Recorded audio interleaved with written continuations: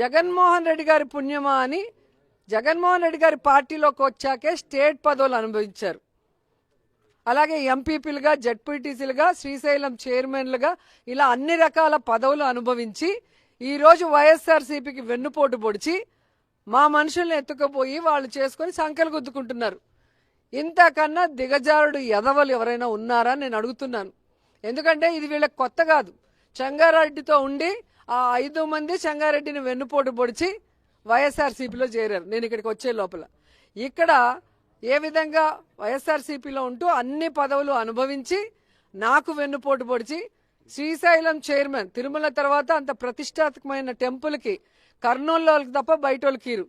అలాంటిది నా మాటని నమ్మి మన జగన్మోహన్ రెడ్డి గారు పదవిస్తే బాగా అనుభవించి ఈరోజు జగన్మోహన్ రెడ్డి గారికి వెన్నుపోటు పొడుస్తున్నాడంటే వీళ్ళకి పుట్టగతులు ఉంటాయా అని నేను అడుగుతున్నాను.